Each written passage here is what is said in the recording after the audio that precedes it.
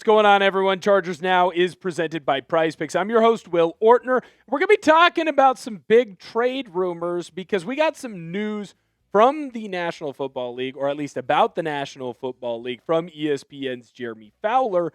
And he added some interesting takes that I do think the Chargers could end up taking advantage of.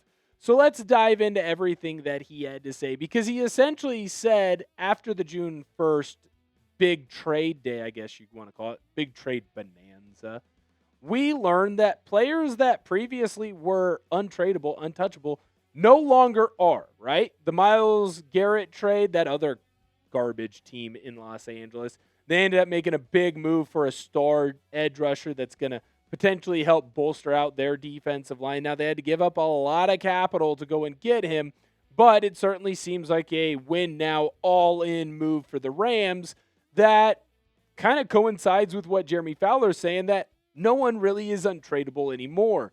A.J. Brown, someone that the Chargers obviously were very in on, someone that the Chargers very much wanted to go out and try and get, or at least there was potential for them to want to go out and get, and then general manager Joe Ortiz kind of walked away from that. He ends up getting moved to the New England Patriots. Philadelphia Eagles get a ton of draft capital back. And what Fowler essentially said is moves are being made right now in the National Football League like no other time before. I don't want to compare the NFL to the NBA or the MLB, but it certainly feels like trades are happening in the National Football League much like those other professional sports leagues in a way that it hasn't happened before in the NFL. So, could the Chargers be in a position where they might be making a big splash? When I look at this team in Los Angeles, we do know, of course, that general manager Joe Ortiz isn't the biggest trade GM, but he is certainly someone that wouldn't be afraid to go and make a move. Make sure that you subscribe and turn on your notifications for Chargers Now. The minute that there is breaking news on the team, we're going to have a video out to you. Those of you who are real ones who have been with this channel for quite some time now will remember the David Njoku news. That broke at 5 a.m. Central Time. That means all the way back in LA. It broke at 3 a.m. Who had a video out within the hour?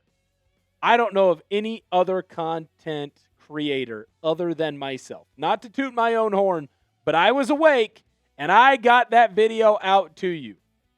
That's why you subscribe. Because if the Chargers make a trade and there's breaking news on the team, we're going to get content out to you ASAP. Here's what Jeremy Fowler had to say on why trades are becoming much more of a reality in the National Football League. General managers are more willing or eager to make deals now, no longer clinging to precious draft capital as tightly. Teams in a rebuilding phase are quicker to accept that reality.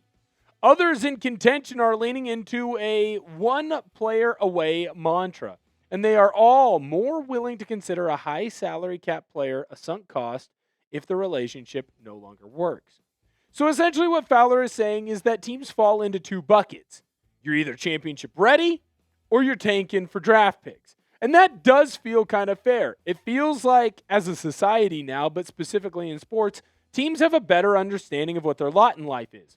Are you a team that is about to win a title, maybe with the help of one other player? Or are you a team that needs to blow it up and reset everything? In my opinion, the Chargers clearly fall into the top category. They are championship ready, or at least they are in the ballpark of being championship ready, and maybe the help of one other player could help get them over the top. When I look at this Chargers team, I think of all the moves that they've made this offseason, they are clearly going all in, and they're trying to find a title now. General manager Joe Ortiz, he has been very clear that he's not the biggest trader. He is someone who is much more willing to go into the draft, to go and sign some lesser-known players in free agency to help bolster his team and bolster his offensive and defensive units. Now, maybe that could potentially change here. As the season goes on and we get closer to real action, is there a chance that Joe Ortiz looks at some of the guys on the trade market and says, I can make a move, go get that guy, and they'll add to our team? We're going to discuss who those people may be in just 1 second, but I need to let you know that today's show is made possible by Prize Picks. Prize Picks is America's #1 sports picks app and is the best place to win cash while watching sports. With baseball season in full swing, there's no better time to cash in with our friends at Prize Picks. And I'll tell you this, the app is really easy to use. To qualify for a Prize Picks lineup, pick 2 to 6 players and select more or less on stat projections, including points, rebounds, assists, three-pointers, and several others across all sports. If you're more of a baseball guy, you can choose stats such as hits, home runs, and strikeouts. One thing I love is the new social feeds feature, where you can share Prize Picks with your friends and copy lineups with a single click. You can actually follow me on the app, at BigWill7774, to see all of my lineups. I have a lineup for the football action going on later on this year. Justin Herbert, more on his pass yards. Quentin Johnston, more on his receiving TDs. Rashid Shaheed, more on his receiving yards. New user offer. Download the Prize Picks app today. Use code HMA when you play your first $5 lineup to receive $50 in lineups. That's code HMA when you play your first $5 lineup to get an extra $50 in lineups with Prize Picks. Clickable link to download the app is in the comments and description. First big trade target that the Chargers could go after is someone that we've already kind of discussed here on the channel. The Chargers could end up going out and making a move for cornerback Denzel Ward. Now, what's fascinating about a guy like Denzel Ward is the success that he's had in the National Football League, because he is clearly someone that is not to be just looked over. Now, last year might not have been the best season of all time for him, but I do think it's important to note that Ward is someone that could end up having a lot of success in Los Angeles. Now, the cornerback room for the Chargers, I'm not going to sit here and say that it is bad. I'm not going to sit here and say that this cornerback room cannot be improved upon.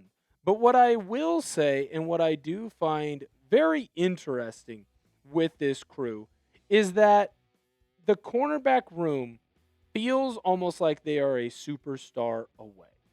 Ward could potentially be that guy.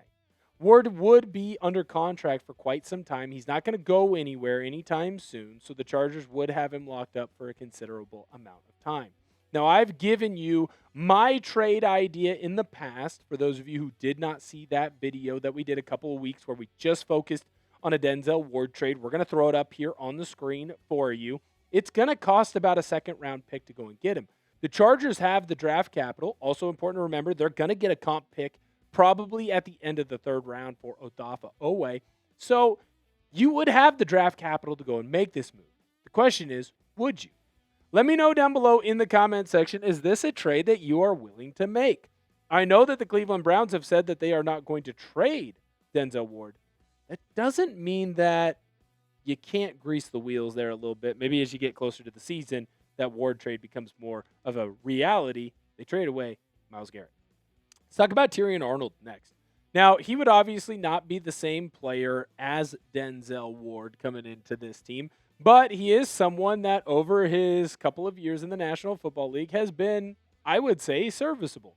I'm not going to sit here and lie to you and tell you that Terrion Arnold is someone that is a must-go and get. I'm not going to tell you that Arnold is someone that would instantly come in and be a starter. He'd have to go and earn that.